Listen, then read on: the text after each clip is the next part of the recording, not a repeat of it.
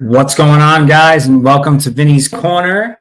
I am your host, Vinny. Hopefully, everybody is tuned in tonight and ready for a little sports talk. So I will be starting out the show solo tonight, and I'll be being joined by a guest host. One of my boys will be hopping on here in a little bit. So I wanted to just kind of take this time to jump into a little bit about what's going on in the boxing world, as I know that sometimes folks don't really follow boxing too much, it seems like these days.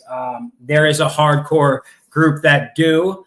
I am one of those people. And we've got some pretty big news going on this week. So it has not happened official yet, but it is looking like we're going to get Canelo Alvarez and Terrence Crawford, two of like the generational people in the sport of boxing. Hi, Keegan. Thanks for tuning in.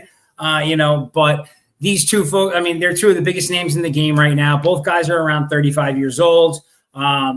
This could be like an exit strategy for them, for all I know. But it is one of the bigger fights that is going to happen in the last 10, 15 years. So I'm just kind of curious for those folks who have had a chance to tune in, what your thoughts are. If you follow boxing at all, if so, is it something that you still will pay for a pay-per-view for? Like, does a Canelo fight mean something to you? Does a fight with Crawford mean something to you?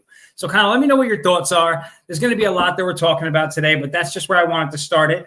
I'm just going to take a second to share this on my X, so we can get a couple more people on here. And we're going to jump into a lot of, we're going to jump into a couple of different things today. I just came across a pretty funny post that I put up. Have you ever farted in the gym? Pretty ridiculous. Excuse me for that for a second. All right, let's get this shared. Boom, there we go. 1, 2, 3, 4, 5. Going live with guest host tuning in shortly. So, as I was saying, guys, one of the big fights, let's see what we got here. All I know about fighting is that it's going to be a big weekend for the UFC. All right, so kind of interesting. I like that you brought that up, though. So we can definitely talk a little UFC. I have no issues with that. I'm a big fan of the UFC, actually. So let me just pull up the fight card for this weekend so we can get a look. Oh, this is a pretty good. Islam Makhachev is fighting this weekend. Okay, so yeah, this is a pretty big card that we got coming up this weekend. Let's see here. Let me see if I can get this fight schedule here. MMA schedule. All right. Event. Okay, so yeah, this is a pretty big card coming up this weekend. Thanks for bringing that up, Keegan, actually. A lot more folks these days are into UFC than are into boxing. I'm still a boxing guy, always going to be. It's the sport I grew up in, so I love it. By the way, shout out, I got my LA t-shirt on today. Just wanted to show a little love to Los Angeles with everything that's going on with the wildfires. There are a million different places to donate. I'm not going to sit here and start trying to promote them, but, it's definitely something that you could do. So, if you're into helping others, or if you want to start in 2025, look at maybe the Red Cross. Check out my boy Carlos's page, C to the Los on X. A lot of you guys know him already. He's got some information up about where he's going to be donating as well. So it's something that you might want to consider. Now, let's just look at the fight card here. So this is a big card, actually. There are 1, 2, 3, 4, 5, 6, 7, 8, 9, 10, 11, 12, 13, 14 fights on this card. So Keegan, you said you wanted Umar to win. So he's fighting Merab. Merab's like one of the most boring fighters in the sport. I don't know how else to say that, right? The guy's a champion, but he has not a 0 finish rate, but he does not most of his fights go to decision. He gets people to the ground, right? And what does he do? He maneuvers. He does what he's got to do to win that belt, right? To win those fights. He's 18-4, so obviously it works for him, but it's not really that exciting. Whereas a guy like Islam Makhachev in the co-main event looks to finish things, on the ground or standing up. So Umar is fighting. What's his last name? Nurmagomedov. Is that how you pronounce it? Russian guy? These guys who come out with the crazy hats on, they're all fighting in the championship fights as usual, right? So it's an Armenian guy against a Russian guy in one of them, and then a guy from Georgia against a guy from Russia, right? Those guys are pretty dominant in the sport, So those are going to be some really awesome fights. There are a couple of other really good ones that are on this card. And it's kind of interesting though, just to like touch on one thing, because our listener Keegan did point out that she wanted Umar to win, Nurmagomedov. He's actually the favorite by 3, so he's a minus 300 favorite. Merab, the champ, is plus 240. So that's kind of wild. But Umar is 18-0. He's undefeated. The guy is good at what he does. But the fight that I'm most looking forward to on that, so the fight before the two co-main event fights, Jerry Projaka against Jamahal Hill. I guess this might be like a title eliminator for like a rematch against Alex Pereira, So I'm really looking forward to that because both of those guys kill it. They're pretty tough guys. Jamahal Hill,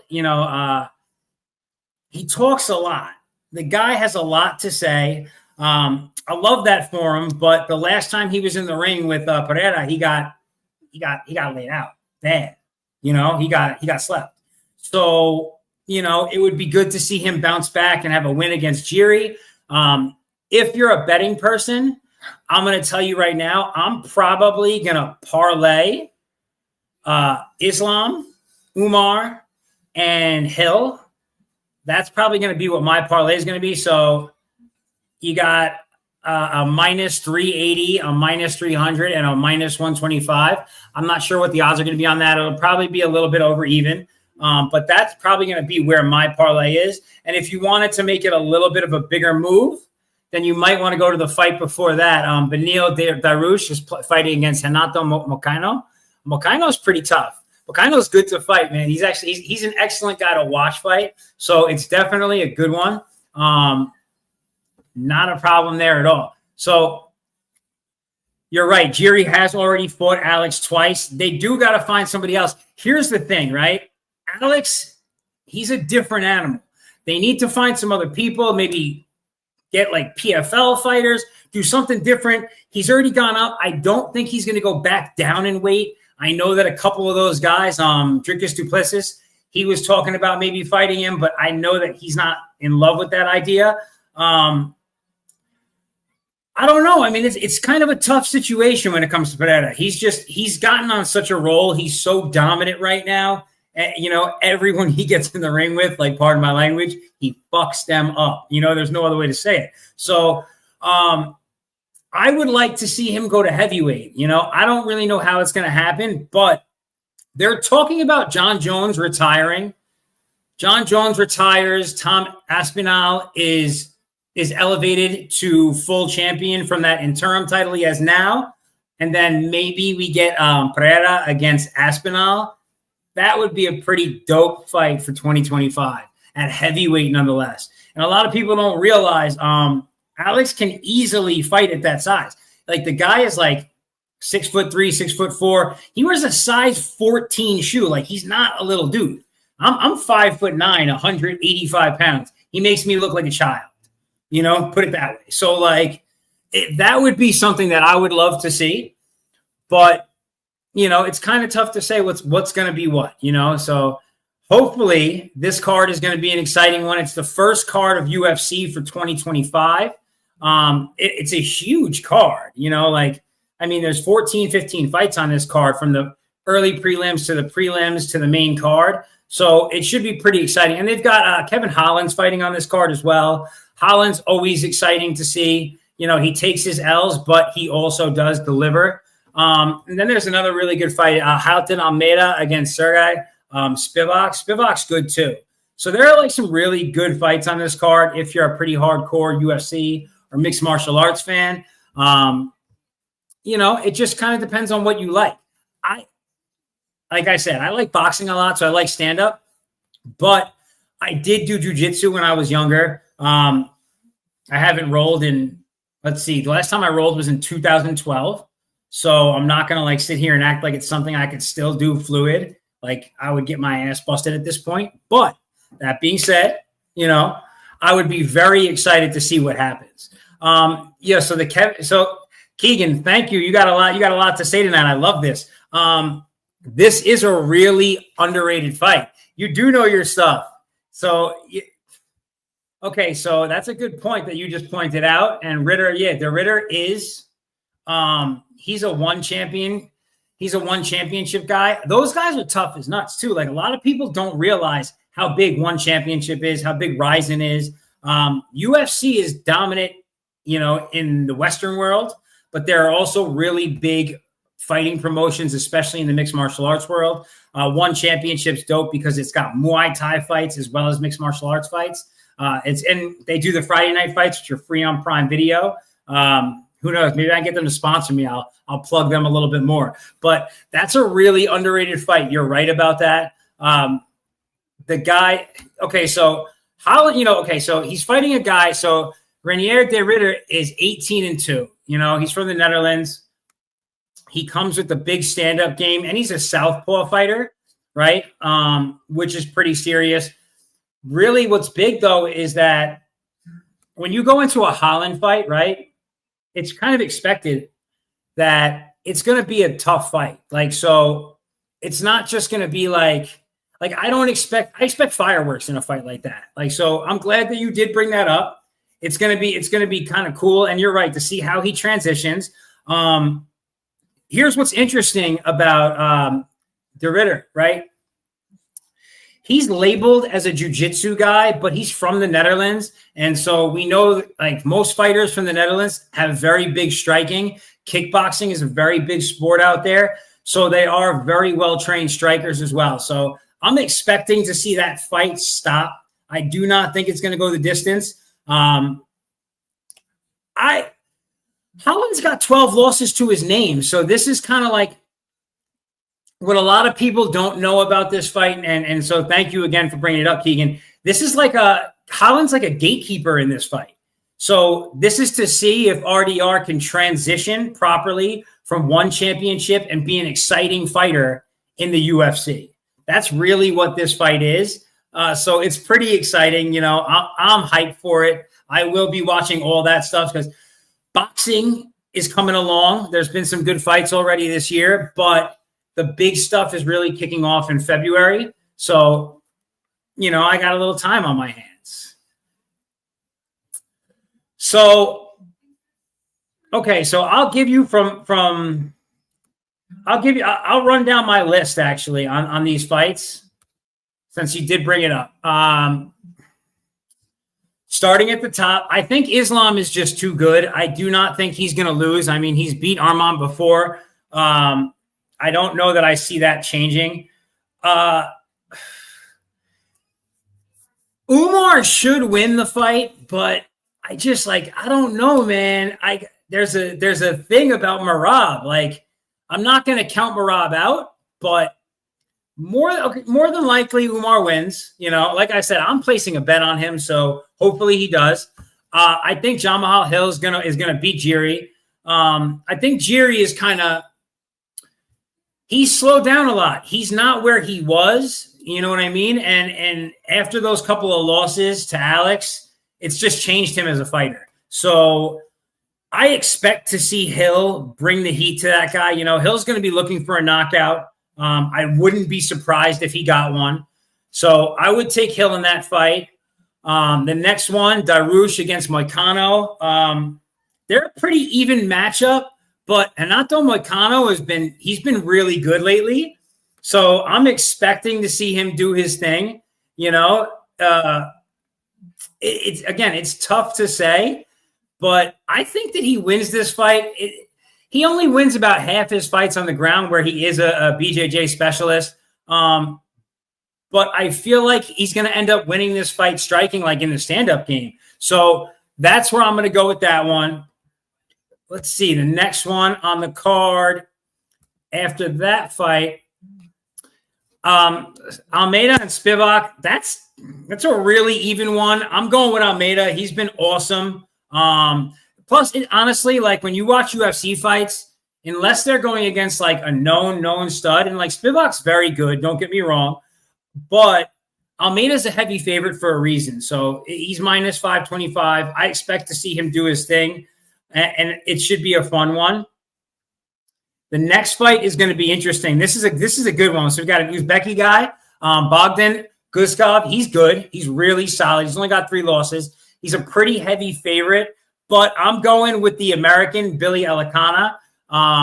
He's 7-1 right now, and I'm hoping to see him move to 8-1 this week. So we'll see what happens. And then the next fight for the main card is Grant Dawson and Diego Ferreira. I expect to see Grant Dawson do his thing. I mean, the guy is, Dawson's good. He's really, really good. It's tough. I don't think this is going to be an easy fight for him, but Dawson's a big, strong guy for his weight class. He's 156, but he's 5'10", 156, but like he walks around like if you saw the guy, he looks like he's my size. Okay. I'm 190 pounds, 185, 190 pounds. So kind of tough to say, but that's where I'm going with it, so we'll see what happens. And then of course there's a ton of other fights. And like I said, on the prelim card, we have RDR. So Rainier de Ritter coming over from One Championship. And I think that this is, as you were saying, Keegan, this is like a transition fight for him to see how he does coming over from One Championship. I think that the guys from One Championship are just as good as the guys in UFC.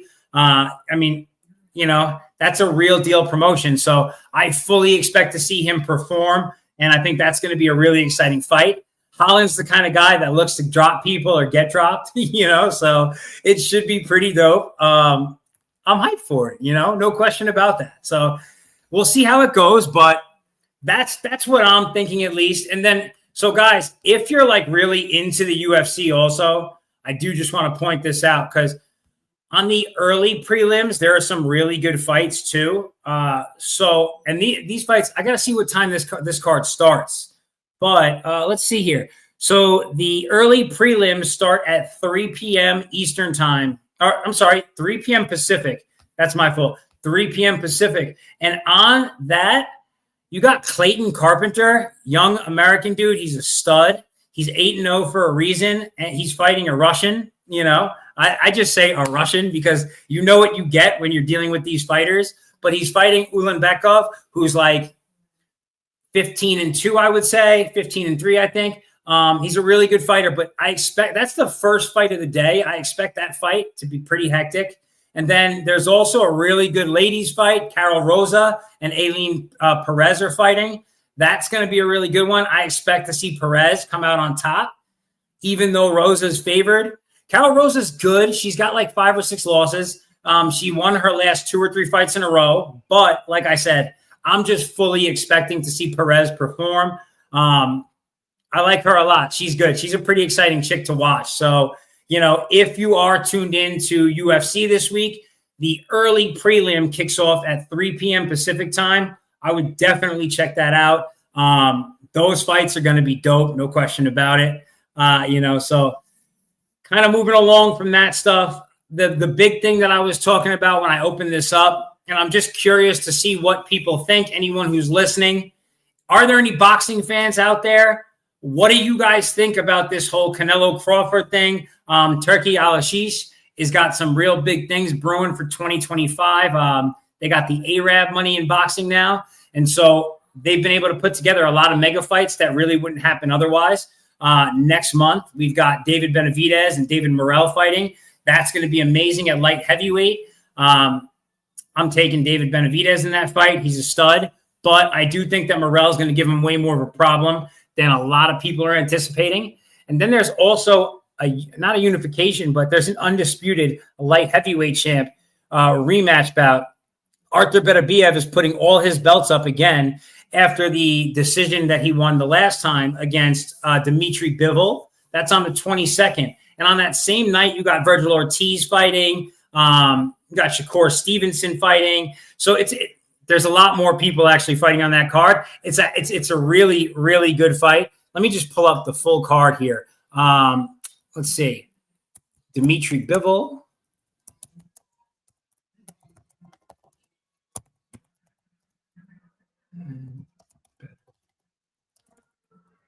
Yeah.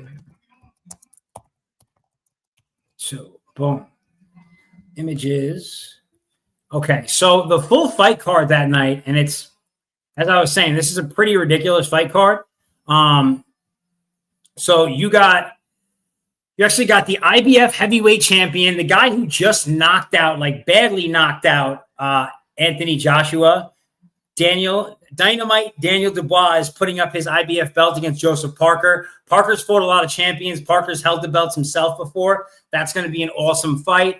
Shakur Stevenson's giving a young, I wouldn't say younger. I mean, they're probably pretty similar in age. Schofield's probably a little bit younger, but Kid Austin, Floyd Schofield, is going to be fighting Shakur Stevenson. That's going to be another good one. That's a World Lightweight Championship WBC belts on the line.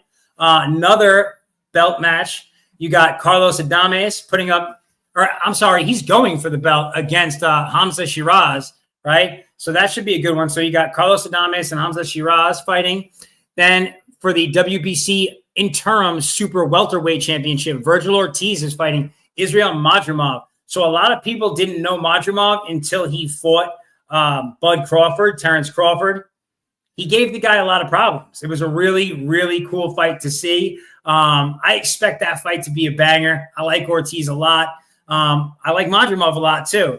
Then again, you've got another one. You've got the WBC interim heavyweight championship. You got Big Bang Zhile Zhang fighting Caballal. So that should be a good one. I expect in that fight, to see Zhang knock somebody out, but we're going to see what happens because he doesn't have the biggest tank on him. It's going to need to be an early fight. And then last but not least, for the WBO interim light heavyweight championship, you got Joshua Buatsi and Callum Smith fighting. That's going to be another good fight. So every fight on that card, February 22nd, is a belt match.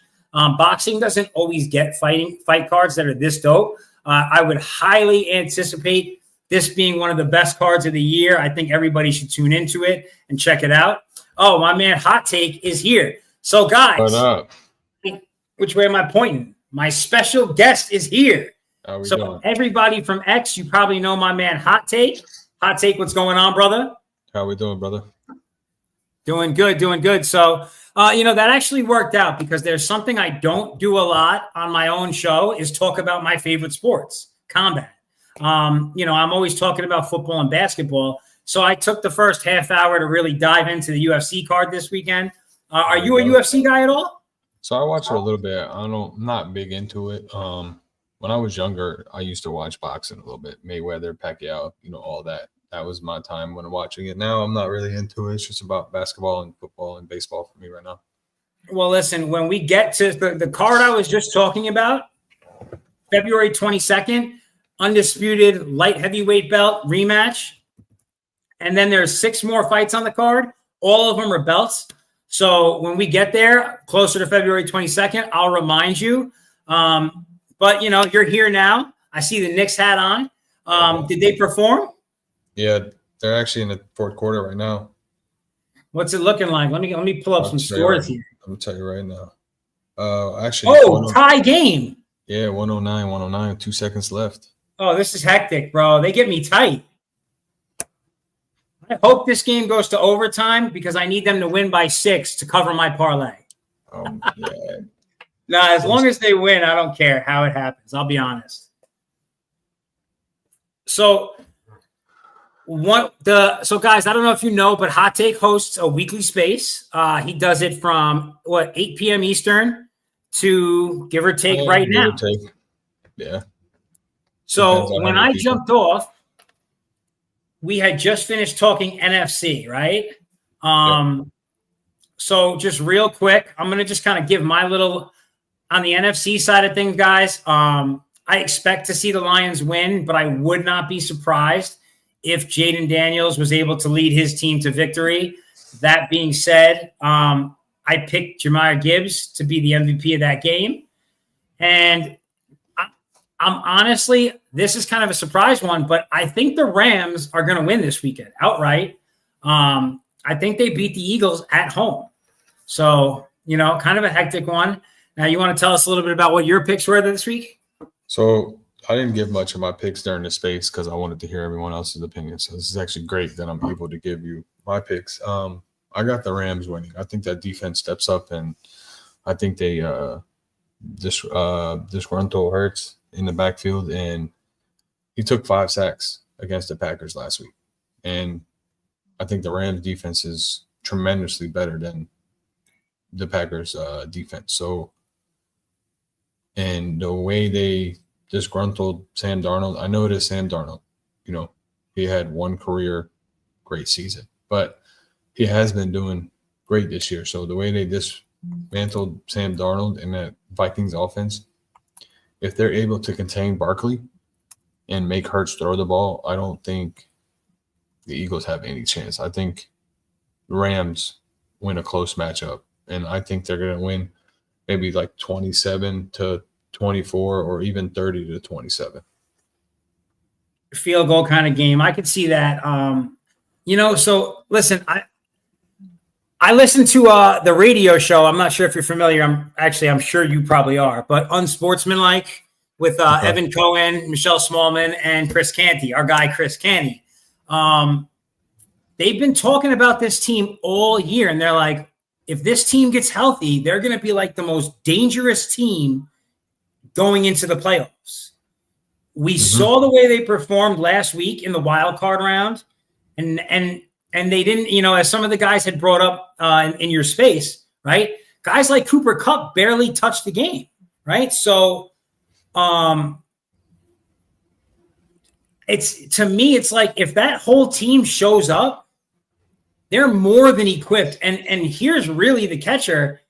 McVay is really good at game planning. The reason why they stifled the Vikings the way they did, he didn't do anything tricky. What he did is I guess he did, right? But this is what he did. He watched what the Lions did on defense the week before, and he said, I'm going to run it back.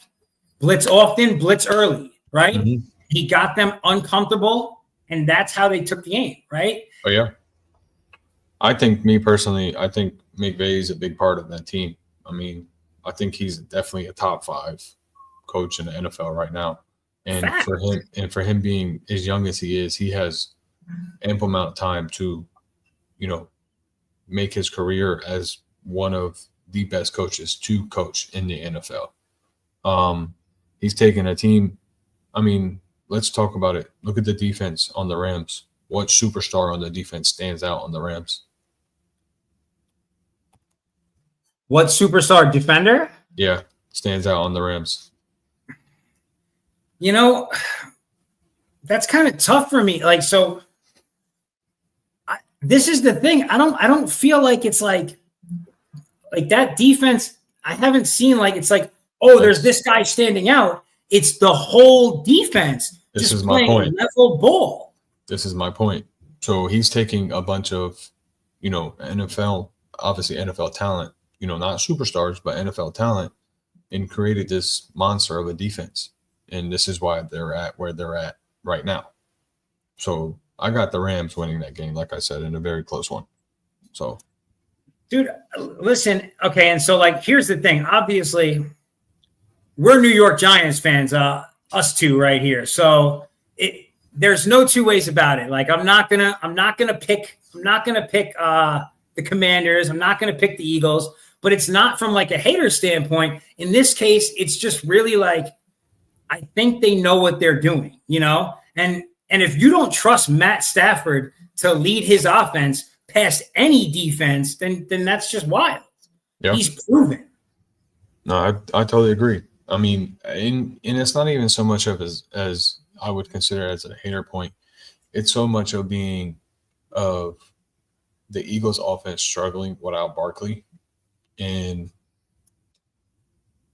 because if Barkley wasn't there, yeah, they'd still be a top 10 team, but would they be as dominant as they are without Barkley? They would not be a true Super Bowl contender, in my opinion, without him. And that's my point. So if they're able to stop Barkley, then they're able to dismantle that offense somehow, some way, and make Hurts beat them with the pass. And I don't think they get it done. So, right, this is something I brought up in your space, actually. Barkley had 119 yards. He averaged 4.8 yards a carry. He still dominated on the ground. But look at the score. When Barkley's not scoring, the game does not get out of hand. Yep. So, you can let him run. You can let him get a little flow. But if you can keep him out of the end zone, then you're within 2 scores. And, they stayed with, don't get me wrong. Green Bay it was never in question who was winning that game. From that first mishap on the kickoff, it was like, oh, this is over. But it never, you know what I mean? It never got out of hand. If Barkley's scoring, it gets out of hand. I totally agree. So okay, now I guess here's my question, right? Now we can agree the Lions should fairly easily, if they're healthy, right? And they should be, according to the reports, win this game this week, right? Now, how do they lose? One person. And one person only can determine whether they win or lose. And that's Jared Goff. So if Jared Goff comes out and sees ghost, then consider that game over. Now, this is Jaden Daniels' first start in the divisional round. Obviously, he is a rookie, so I'm trying to state the obvious here, but the amount of pressure is not on Jaden Daniels. He has no pressure going into this game. He's taken this team from, being a 4-12 team last year, or whatever, 3-13, whatever it was, to, a playoff team in the divisional round. So there's no pressure on Jaden Daniels at all. It all comes down to Jared Goff. If Jared Goff can do what he's done throughout this whole season, then the Lions dominate, and they drop 45 on the Washington's defense, because that Washington defense is atrocious. It's definitely suspect. Suspect. And so this is right. And this is why I was a little surprised. I thought the Bucs were going to win last week. It just felt like, and I hate to say this, but I felt like Baker gave that game away. And it's exactly the same thing. If Goff has only had, right? So Goff's had one bad game this season, legit, right? He had one game where he threw 5 interceptions. I don't expect to see something like that. But if the consistency that we've seen out of him all year is there, and so everyone was saying Montgomery is supposed to be coming back this week, which is awesome. But if the Commanders can't stop Gibbs from getting going, because once Gibbs gets going, it gives a whole different confidence to Goff. Well, because now he's got the ultimate check down on every play. If I remember correctly, someone said Montgomery's back too. So yeah, that just gives them that extra, Listen, I think Montgomery's awesome. And once you saw what Gibbs was without Montgomery, I think Gibbs is going to be one of the best backs in the league for years to come. And Montgomery will be too, but I think Gibbs is I put Gibbs on the level of Saquon. That's the kind of play. If he was running by himself all year, his numbers would be out of control. Yeah. No, I mean, I agree. I mean, if Gibbs was the number one on that Lions team, he would definitely be one of the top. I mean, he's still one of the top 3 running backs for yardage wise, but he would be a lot closer to Barkley and Henry number wise. So if he was the number 1 running back on that team all year long and didn't have David Montgomery in front of him. But ultimately, I think, like you said, it does come down to Goff shows up. All right. They've got so many weapons that are going to be on that field for him at any given point. Right. Mm-hmm. He's got 5 different options on every play to put the ball to, legit options. Right. So if he spreads the ball around, everyone's talking about St. Brown, it's a way bigger show than St. Brown.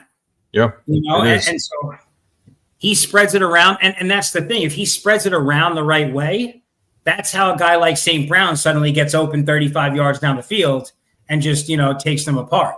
So. No, I definitely totally agree. Sorry, I was checking the Knicks score. It's very interesting right now. Dude, I got look at my phone right now. Yeah, that's what I was just looking at. I just got it sitting there, and I look over every few minutes, and they're about to cover for me too. Look at that. So I think like I said, I think it comes down to Jared Goff for one thing, and it also depends on Dan Campbell too. Let's be real here. Dan Campbell needs to realize the 4th and 2 calls on his own 30 and 40-yard line, that needs to stop a little bit if you're trying to make it to the Super Bowl.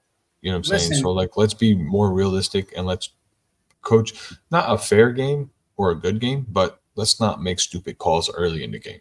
A little less aggressive, right? So you don't have to go for 8 4th downs in a game. Exactly. Some of them, okay, when you're in plus territory, like – it's got to make sense, right? If you're on their side of the ball or on their side of the field, I get it, right?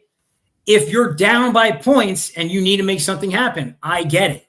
But like you said, like if you're on your own 35, it's the second quarter and you go for it on 4th and 2, like I get it. You trust your defense, but against a team, especially a team that's got literally nothing to lose, right? This team has nothing to lose right now. They have exceeded. They're 12-5. They're in the second round of the playoffs, and their ceiling from here, like they're looking to compete for the division every year from here, right? So I don't think that the Commanders, the Commanders are a live dog going into this game. Yeah, no, I definitely agree. I totally agree, and like I said, Jaden Daniels is no pressure at all. But the problem is, like I said, Jared Goff and Dan Campbell are going to be the X factor of that game. And if they can do what they have been doing, then they have no problem steamrolling over the Commanders.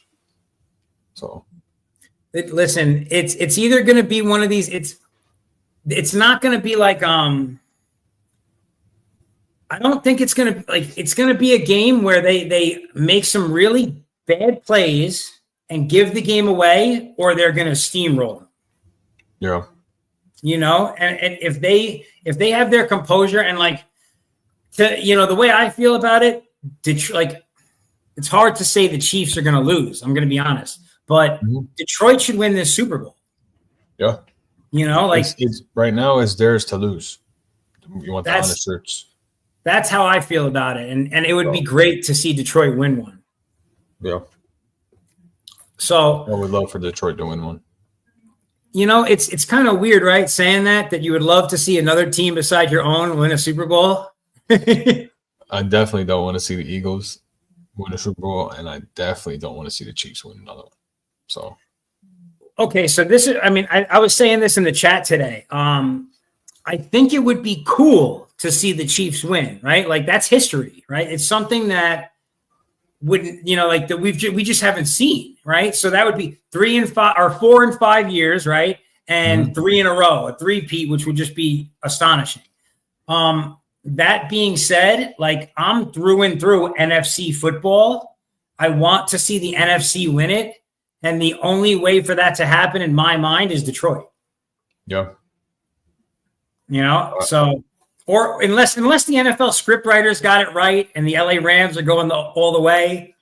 Yeah, I think that's what I said in my space today. I think the script writers got the Rams at least making it to the Super Bowl. Whether they win or not, they at least make it to the Super Bowl because of what's going on in California. So the best NFC championship game we could hope for, in my opinion, is the LA Rams against the Detroit Lions. Awesome game, ridiculous storyline there. It's just it's everything you want, in a championship game. So yeah, hopefully we get that. Well, no, Tyrese Maxey played tonight, didn't he? Yeah, Joel Embiid. Sorry, somebody was just writing to us. So Joel Embiid didn't play tonight. That's who didn't play. Tyrese did. Tyrese did, but it's 125-119 with 3.4 left. So let's go. Well, you don't need them to score for them to hit the 6-point parlay. Listen. I need this to stay just like it is. We'll see what's gonna happen, but that's what I need. Right now, it's looking good. Maxey had 33 tonight too. He did good. Yeah. See, Rambo just said here, no Embiid and no Towns. So Towns didn't play for us either. So, and that's why we're in overtime. Yeah, exactly. You already know, like when Towns is not in the game, and I wasn't that excited when we got him, except for the fact that he's a major boxing fan. Little fact about Cat, and he's also a Dominican guy like myself. But the difference he makes for the Knicks is unbelievable. He's the most important player on our court when he's there, and that includes Brunson. Yeah, no, I agree. I definitely agree. Listen, I wore this shirt just for you. Here, I'll show you. Oh, bro, that's fine. Yeah. So I gotta get my Knicks gear game up. Like I'm a very not colorful guy. Like 95% of my t-shirts are black. I'm one of those dudes. The only sports gear I really rock is a Yankee fitted. Kind of old school like that. But so now looking at the AFC side of things, okay, game over, and they won by 6. Perfect. Big W for the kid. Love that. Perfect. Congrats. That's awesome. What good news. Yeah, great news. So now the AFC side of things, right? Obviously you weren't giving your picks, and I had to jump off before I even got to get to the AFC side. So what are your thoughts? Let's start with obviously Lamar against Josh Allen, the battle for MVP. What do you think happens in that game? So people were saying that this game decides the MVP. No, it doesn't decide this MVP. The MVP is won in regular season. I don't care what happens in this game. This game, for all that matters, they can win 3-0, whoever wins. It still doesn't decide the MVP. Who is your MVP? So I'm going to say Allen.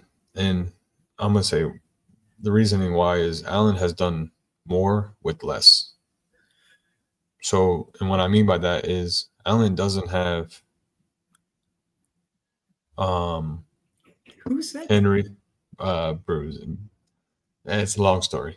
Remember my post the other day about who went Hollywood?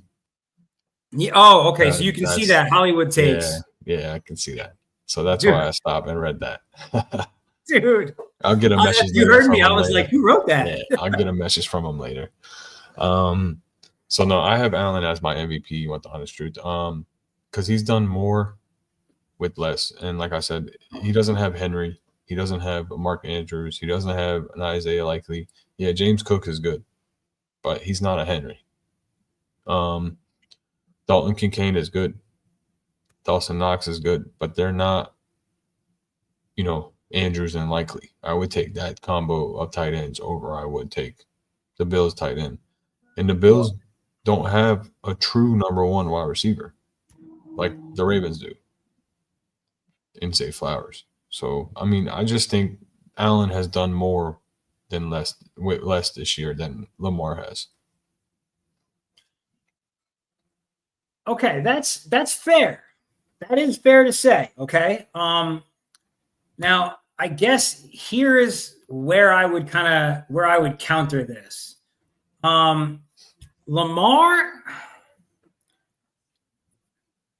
Hold on. Let me get his regular season stats here. This is giving me the postseason stats. Lamar's stats on the season. He has 41 touchdowns and 4 interceptions. 4. That's like I don't like, here's my thing. This has been such an absurd season for him. And I am like, I have put, I can't even tell you how many posts I've made about Lamar being overrated. Amari Cooper is underrated. I agree with that. But I don't know. Like, I feel like I understand giving it to Allen. I don't think that if they give it to Allen, I don't think they've gotten it wrong. How about Daniel Jones? Is he close to GOAT status yet? Chill, Bandit Locks. Bandit, go out of here, Bandit. But right, so I feel like Lamar has put on such a ridiculous Lamar this season. Lamar is the best football player in the world. Oh, I agree. I'm not discrediting Lamar at all. By all means, don't think that I discredit Lamar at all. I just think that he has more talent on his team than Allen does. That's the only difference that I feel like that I would give the edge to Allen than I would Lamar. That's fair. I mean, listen, like I said, it's fair either way that it goes. Like I don't think that they can get it wrong either way, right? I don't. Yo, Bandit Locks, you're gonna see Daniel Jones next season when JJ McCarthy's not ready and he starts for the Michigan for the Minnesota Vikings. It's gonna be wild. It's probably gonna start 5-0 too. Just throwing it out there. But so now actually getting to the game itself, who do you think wins this? I got the Bills winning. Tight game, blowout. What do you think? I got the Bills winning by 12. By 12? That's a pretty significant number. Yeah.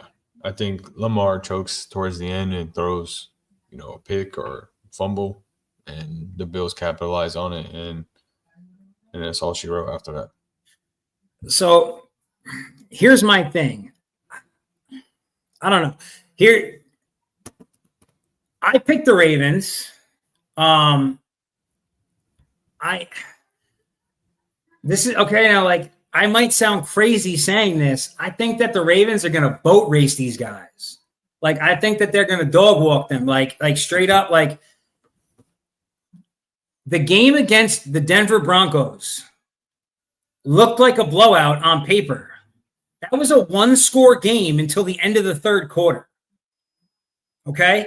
Now, the Broncos defense is supposed to be a lot better of a defense than we're seeing in the Ravens this season, for sure, right? We can all agree to that.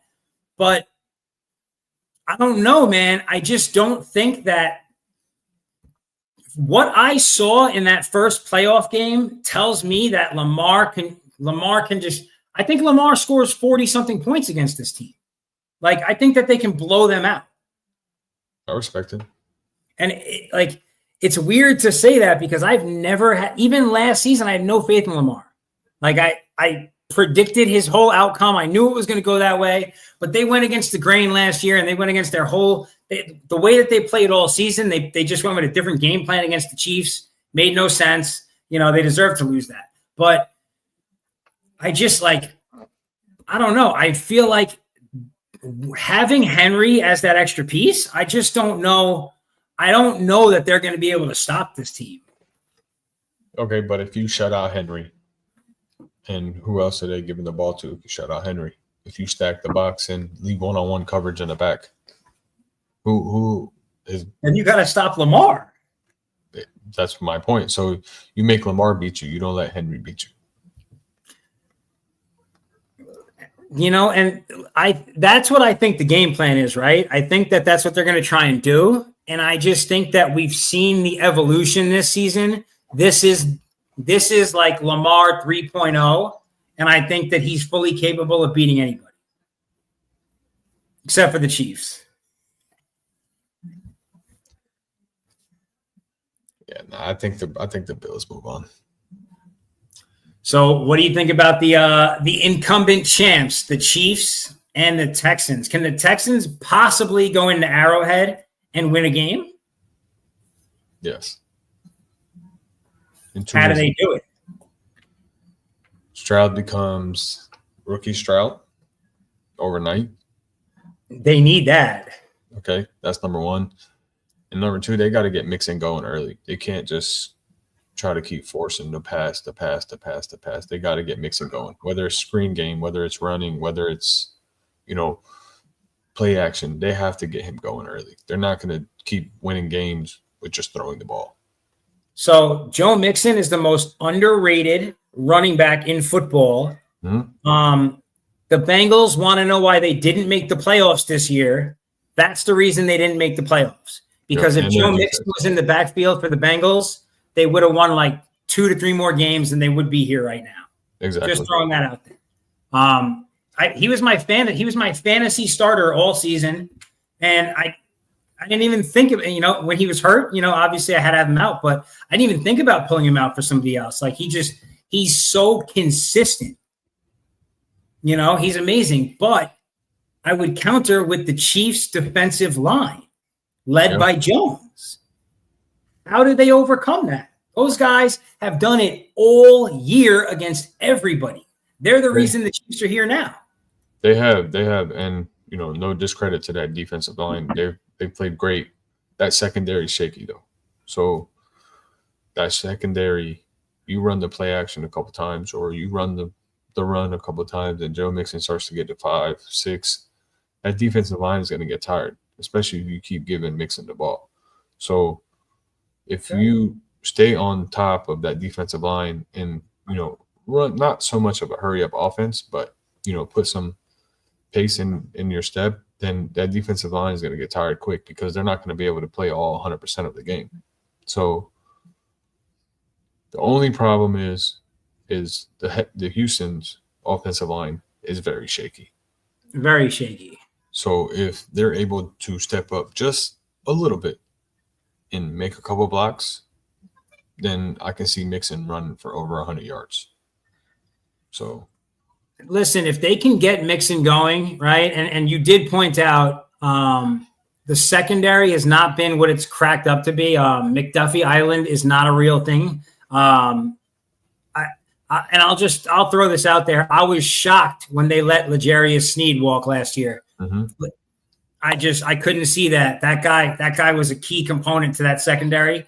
But that being said, so you think like rookie year CJ Stroud play action look and just catch him slipping.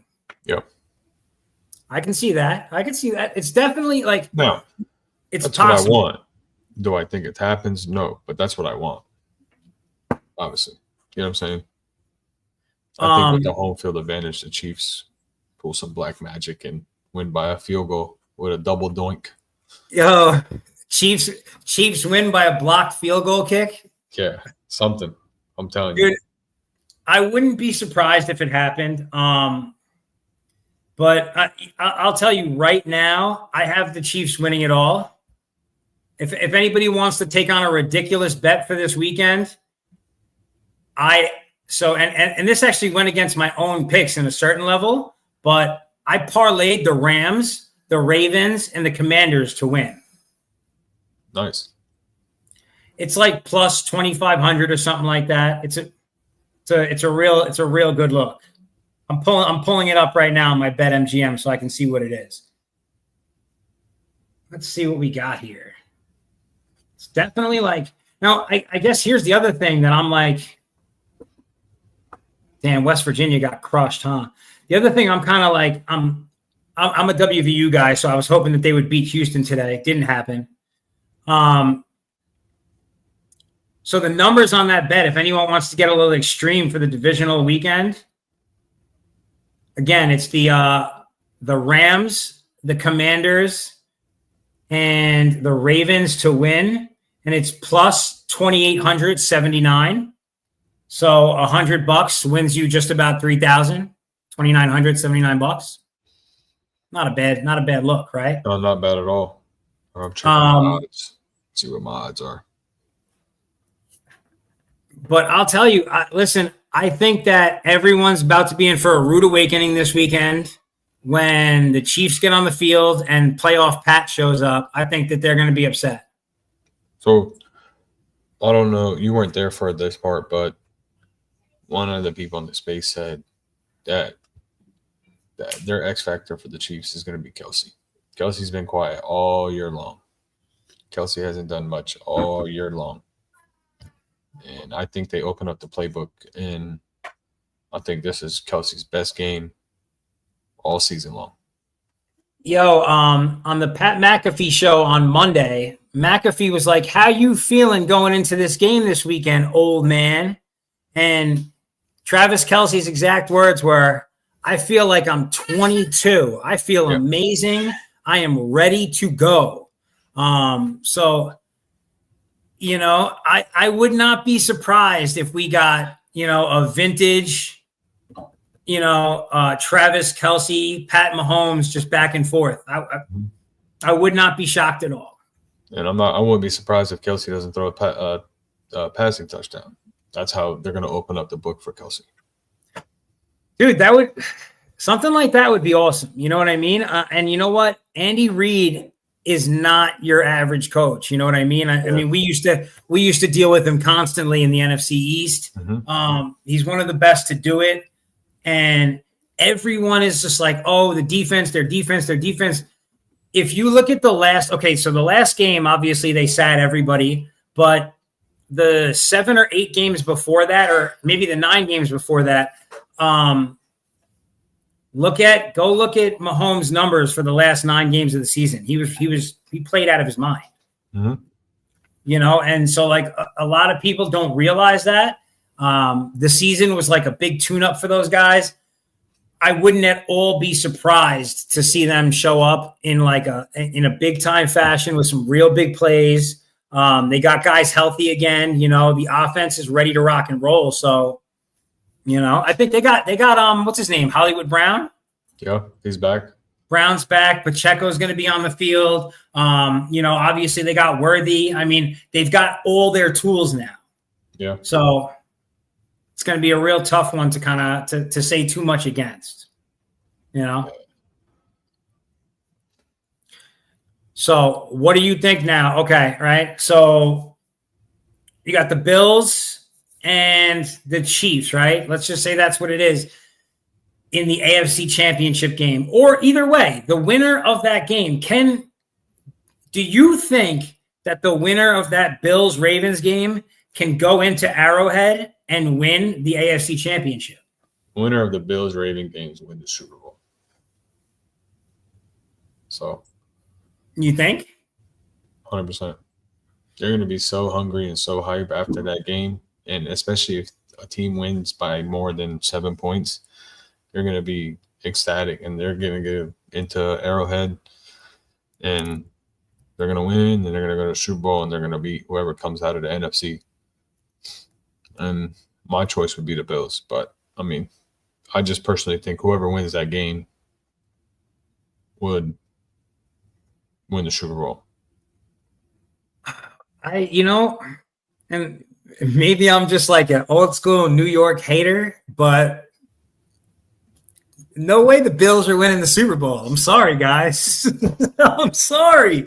Like, I don't care about what universe you live in. The Bills are not going to win the Super Bowl this season. Quote me on that. No, I think Allen gets his revenge this year on the Ravens, and then gets his revenge all time versus Mahomes in the playoffs.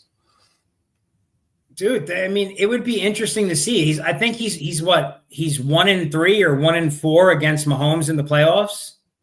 No, I don't think he's ever beat Mahomes in the playoffs. You might be right. Not many people have. Yeah. I mean, if it's anything, it's one, and it's in the wild card round. It's not even in the divisional or obviously the AFC Championship. You know what I mean? So if anything, it's one. So, all right, now here's a question. Since we are talking football, right? We talked all through the rounds and everything else. Next season, right? Who's your sleeper pick from the AFC to make a run? Or like give me 2 teams from the AFC that are not in the playoffs this year that you think will make it, and 2 teams from the NFC. So on the AFC side, I'm going Bengals.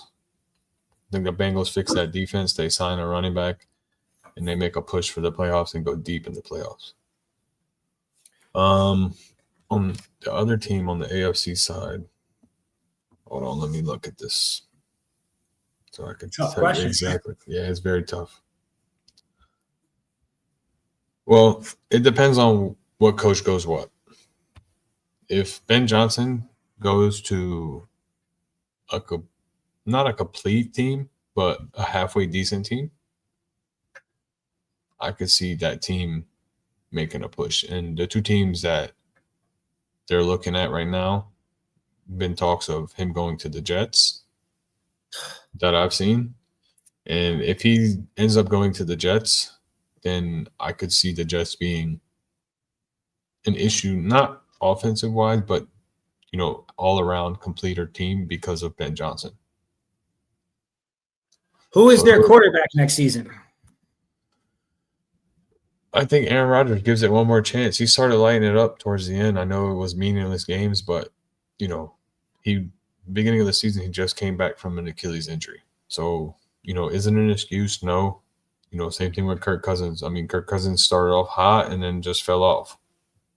Cooked Cousins. Yeah. So, I mean, I call him primetime Cousins because he still can't win on primetime. Oh God, he's hard. That was a horrible pickup. The amount of money that he's making off this deal, like I don't know what Atlanta was thinking with that move. I'll be honest. All right, so who's the other team you think? What's the other team that Ben Johnson you're saying? So they were talking about. I don't know if anyone's seen this, but there's been talks about Mike Tomlin being pushed out of Pittsburgh. So I don't know how true it is. I don't know where it came from, but there has been a lot of rumors about Mike Tomlin being pushed out of Pittsburgh. So with that being said, I can see him trying to make a push for Pittsburgh's roster because Pittsburgh roster is an upgrade to the Jets roster.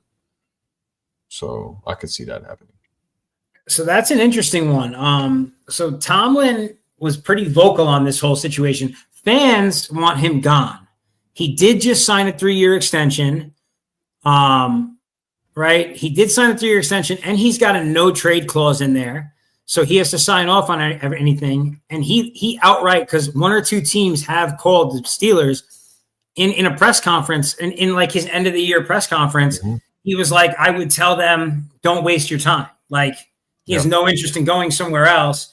It would be interesting to see them push him out. Well, but it's possible for sure. I just posted the stat either today or yesterday. Okay.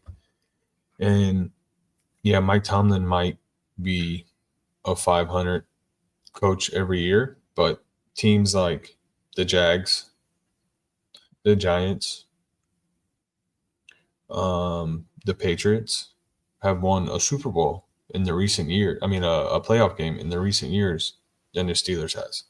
So he hasn't won since what, 2016? So we're talking 3 teams, okay, that haven't won a Super Bowl since before 2016 at least. 17 was the last time I think the Patriots won a Super Bowl. Right? Don't quote me on that, but around that time. And the Giants won a playoff game 2 years ago, but before that, they haven't won since 2012.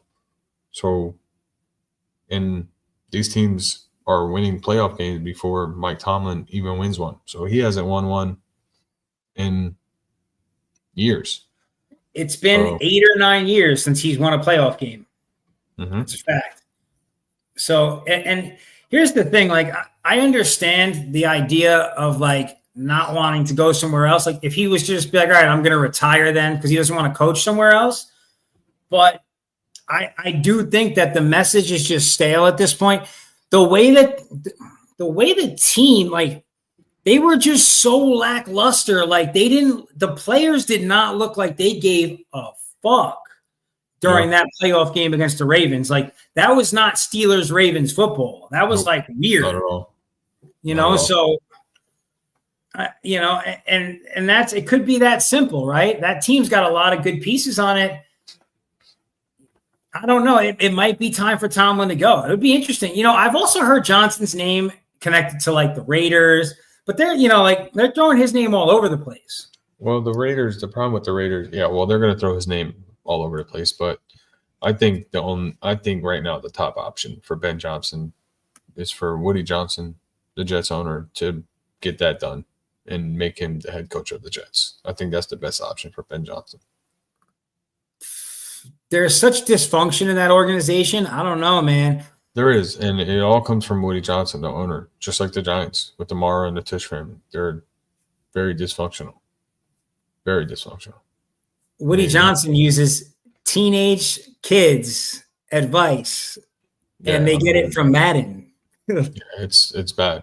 I mean, so those are my two teams. I got the Bengals, and then I can see the Jets if Ben Johnson goes there from the AFC side. A team that I think would actually do like amazing with Tomlin.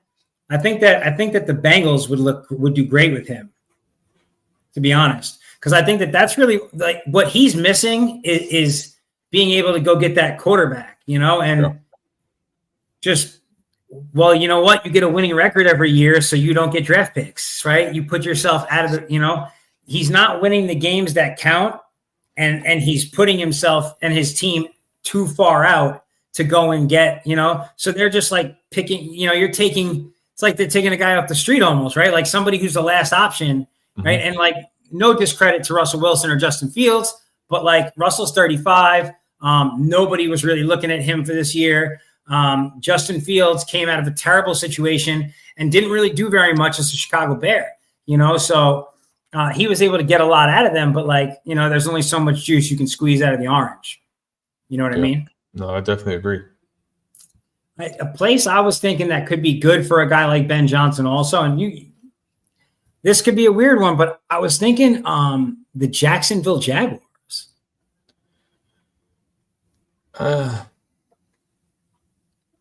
If I'm Ben Johnson, I'm not going to the Jaguars. That's how I feel about the Jets. I'm not. Yeah, but the Jets have better weapons. I mean, yeah, they are a little bit older, but their defense is more solidified. And then your offense, all you really need is, that's another option too. I just seen that comment. He might not go anywhere either. It just all depends on how he feels. But I don't think he goes to the Jags. I think there's too much dysfunction in the Jags organization. If they were to lose the Super Bowl this season, the Detroit Lions, if they make the Super Bowl and lose the Super Bowl, I could see him running it back one more time to try and finish unfinished business. I could see that. It's kind of tough, man. The coaching thing right now, it's the whole, like, what do they call it? The coaching carousel. It's a little hectic right now when you look at the scene in the NFL, like the jobs that are going to be open, that are open already, like the Bears situation. I feel like the right coach, the Bears really, like, I don't know what Caleb is. I don't know what he's not, but I think he's better than what I like to consider. He does hold the ball too much because they have a good offensive line. He shouldn't get sacked as much as he does. He's letting the ball go something on average like 1.2 seconds later than what's a good time. So instead of like 2.5 seconds, he's holding it for like 4 seconds. Things like that, right? Things that can be fixed. He's got weapons in that team. That would be a really exciting thing to see too. Something like that. And stay in the NFC North, like he knows that division really well. So that could be another move, but I don't know. I don't know who's going to end up on that team. It seems a little hectic with the whole Chicago Bears thing right now. Yeah. I mean, that's a hard one. I mean, I could see him going to the Bears and try to stick it to the Lions. I could see that. He would know how. Exactly. He would know how. No question about that. All right, so let me ask you this one. Since we're talking the whole coaching thing, you're a Giants fan. I'm a Giants fan. I'm very upset that Shane, he said, like, what? Like, ship them both. Like, here's my thing, right? What, at this point, the way that what I'm seeing, right, and I'm sure you see the same thing I do, I don't think the Giants are going to trade up for one of these quarterbacks. I think that they have now decided on the bridge quarterback to Arch Manning thing. Like, I think that's where the G-men are trying to get. But does that mean you just let these guys tank us again? Because that's what's going to happen. Like, so here's what I was thinking and what I was looking at. There's only two options at the third overall pick. Okay. And I don't know if it's true. Obviously, everything is speculations. Everything is rumors until, somebody actually says it. But according to the rumors I've heard, Shedeur Sanders doesn't want to go to the Browns. And Deion Sanders said that he's not going to allow his son to go to the Browns, and I think he said the Raiders, if I'm not mistaken. I'm not sure, but I know it was definitely the Browns. So with that being said, I think Cam Ward goes first overall. I think the Browns either go the defensive end from Penn State,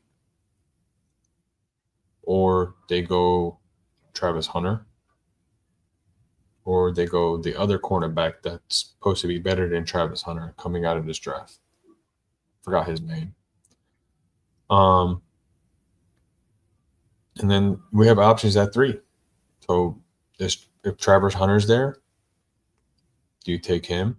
If Sanders is there, do you take him? If neither of them are there, then where do you go? One of those 3 are going to be there, whether it's Cam Ward, whether it's Sanders, whether it's Hunter. And if one of those 3 are there, you absolutely have to take them. Well, there you go. His name is Will Johnson. That's his name. So those are the top 5 picks of this year's draft. It's the DN from Penn State, Cam Ward, Sanders, Hunter, and Will Johnson. So obviously we have the 3rd overall pick. It just depends on how they want to go. Me personally, we got screwed last year by pushing quarterback. We should have made a push for a quarterback. So this whole let's wait for Archie, that's fine. But you're going to get screwed again and again until what if we don't even get Archie next year? So that's my opinion on it. I've read a lot of people saying that the type of offense and the type of program that Daboll runs, that Cam Ward fits it like lock and key. Yeah, and so I don't know what he is. I don't know what he is not. I think Cam's going to be a better NFL quarterback than Shedeur Sanders is. If I'm being perfectly honest, I don't think Shedeur is going to be that great. He'll have a good career, but I don't he's not like the second coming. But here's the thing. In any other draft, if these guys were in the draft from the year before, they wouldn't even go top 15. No. Either of them. They wouldn't so it's tough. We definitely need to get a quarterback there. I would love to see that happen, but at the same time, I just there's that part of me that's if we could find the right free agent option at QB for the season and get Travis Hunter, I would like that too. Travis is doesn't matter which side he plays on, he's gonna be great.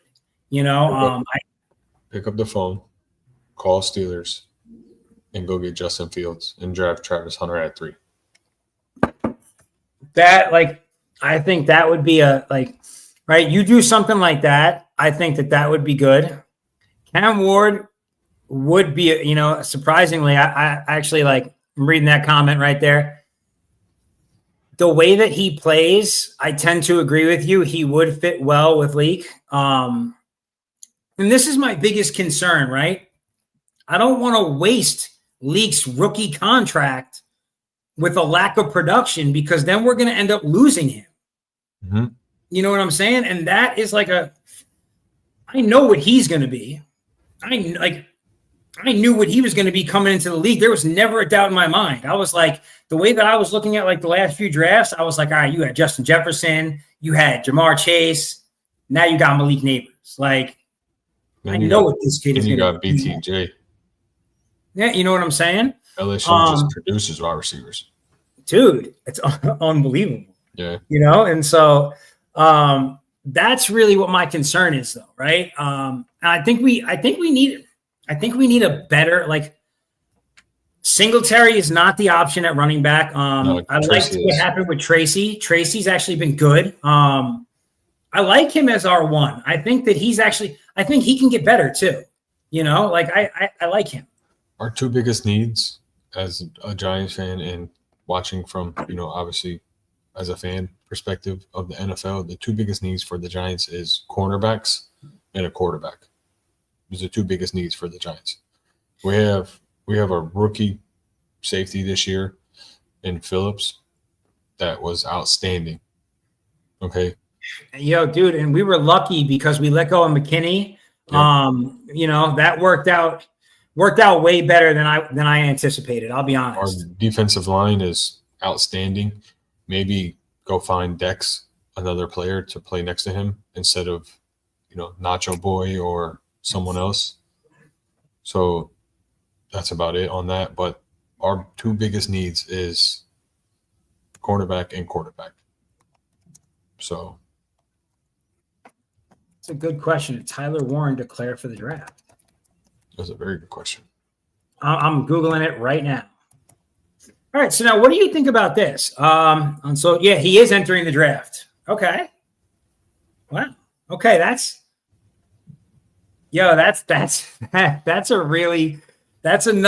another really, really big weapon coming into this season.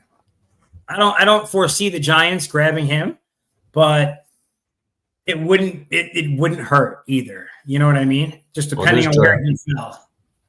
This draft is loaded with RBs. It's one of the most loaded RB drafts in a very while. So, dude, and they couldn't have had better timing on that, right?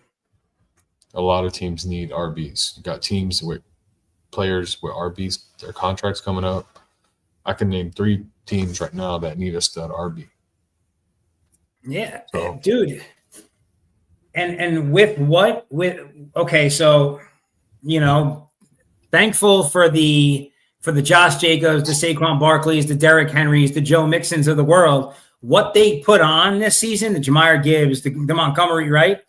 What they did for these guys, these guys coming out, there are good running backs coming out, and their stock has only gone up because of the way that NFL running backs have performed this year. Mm-hmm. So, they've put themselves, they're in a really good position. Caleb, by the way, says the Steelers not letting him go. Talking about Mike Tomlin. Yeah. So if you look what the Lions have done in that offense, they've taken Montgomery and they've taken Gibbs and created a two-headed monster. And you start to see a lot of other teams do it as well. Like, Barkley is not getting that full load like he was with the Giants because they have Gainwell and they're switching Barkley and Gainwell out every so often. So Barkley's getting his rest. So a lot of teams are going to this two-headed monster situation. So you're going to see a lot more teams now start using that two-headed RB situation like Sonic and Knuckles with the Lions situation. So I could see a lot of RBs being drafted this year. The Giants, here's what's good too. The Giants have 7 draft picks this time around, right? Mm-hmm. So they could foreseeably get like a decent running back, to supplement Tracy. And you know what? Like, I like that look for the Giants too. I mean, think Thunder and Lightning type of thing, right? We've seen the Giants be successful with this model before. So, fire, dude, it's something that I would like to see for them. And to be honest, I think that the Giants are way closer than people want to. Like, they need to. When you put those couple of pieces in place, right?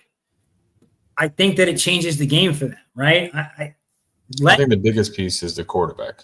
Once we find a franchise quarterback, I think that offense changes dramatically. Yeah, well, right. Daboll didn't draft Daniel Jones. You know what I mean? And maybe that's where the disconnect was because people really believe in Daboll's ability to work with quarterbacks, right? Some people call him a quarterback whisperer, stuff like that. And in his first year with Danny, we were able to get into the playoffs and get a win. But think about it, though. He took Daniel Jones' turnovers and reduced them a lot. So, yeah, he did have some great factors with Daniel Jones. I'm not telling you Daniel Jones is an elite or a superstar quarterback, but he did do wonders for Daniel Jones in his turnover market and, holding on to the ball and making plays himself instead of relying on other players to make that play. So he did do something with Daniel Jones. So, but Daboll needs a real dual threat quarterback to do anything in this NFL. And Yeah. you go get someone like Justin Fields, you go get someone like Jalen Monroe from Alabama in the second round, maybe, third, depending on how many teams would take a quarterback come that second round. So I can see something like that in running with him. Or you pick up the phone and call the Patriots. Hey, what do you want for Joe Milton? We'll give you a 4th round pick for him, 3rd round pick for him, and see what they say. And run with Joe Milton. That young man's stock has gone up through the roof since that last game. Yeah. Unbelievable. It has, but it's not going to hurt unless you absolutely try. So, well, here's the thing, right? Look at the Giants. Okay, right now we have Tommy DeVito, Tommy Cutlets, and Drew Lock. Mm-hmm. Right? So anything's an upgrade at this point. Exactly. Like, I'd be a fucking upgrade for these guys. You know what I mean? Exactly. Like so we're at a point where I think you got to try something, and it'll be interesting to see. I think, like, I would love to get 2 years down the road and see a new Manning on our team, but I would also love to see a 10-7 Giants team in 2025 going into the 2026 playoffs led by Cam Ward. Like, I'm all for that. I don't care what the quarterback's name is, as long as we get what we need to get. Right. So, it's kind of tough. But, I mean, it don't hurt to pick up the phone and call the Titans and see what they want for that 1st overall pick to move up 2 spots and go get Cam Ward. So, dude, and honestly, point, nothing hurts. So this is what I was thinking is like, okay, we have 7 picks in this draft. I mean, we've got, it's sports, right? We can mortgage capital we don't even have there yet, right? So if you think like, and I don't know what these guys are thinking yet, but we're going to find out. But if Daboll is watching this kid play and he's like, you know what, like, that's who I want. Like, I can make this work with this guy. Then, like, make it happen. It's worth it because, we've now, and now after this year, more than ever, right? Mm-hmm. We know that we could put a rookie quarterback in there, and it's definitely not definite, but we could be back in the playoffs next season. Oh, yeah. I mean, look what Washington did. They took it from a 12-5. Yeah. So, I mean, anything's possible. Bro, listen, I was saying my prayers that the Giants were going to do what they had to go get Jaden Daniels. When he got picked by the Redskins, I was like, no. Washington wasn't giving up that pick. I'm sorry. No, I mean, they knew what they needed to do. Mm-hmm. They've executed their game plan tremendously well, and I got nothing bad to say about them. And it's actually exciting. Like, let's just say that the Giants get back to form, right? The Cowboys just had a really bad season, but for the last several years, they've been, a playoff team, 11 wins, 12 wins kind of team. Dak got a $60 million contract a year for a reason, right? This could be a top, I like to believe the NFC East is one of the toughest divisions out there, or can be, and I would like to see it get back to that for sure. No, I definitely agree. I mean, they used to call the NFC East black and blue because by the playoff time, teams were hurt and destroyed, and they didn't have a full roster to even go into the playoffs. So, yeah, the most dangerous teams in the playoffs they used to be. Yeah. I mean, we're the only division with all teams have, a ring. So, the Eagles have won. It is what it is. They'll always be the basement, but at least all the teams have a ring. So, dude, that's a fact, man. That's an absolute fact. Listen, I'm excited for next season. I know I probably shouldn't be, but I am at the moment. So, we'll see where things go from here. Listen, that's kind of all I got. Like, I really just wanted to jump into this NFL side of things. Plus, it's 7:30 here. It's about time. I got to put my daughter to bed here in a couple minutes. Yeah, it's about time for me to go to bed. It's 10:30 over here, so. I appreciate you coming out this Of week, and I course. appreciate everybody tuning in. It looks like we had 315 people watching tonight. So, Nice. thank you guys. That's awesome. And if you're down, if you got some time next week and want to run it back, I'll definitely be able to get to your side of things. And, maybe we can talk through how this divisional round went. I appreciate it. I'm definitely down. Just let me know, if it's going to be the same time and stuff, I can definitely make it work. Absolutely, brother. I appreciate you coming out. Guys, Keegan, you've been wonderful. You've given us so much information tonight. And thanks to everybody else who tuned in. And we'll see you guys next week here on Vinny's Corner. Peace. Peace, brother.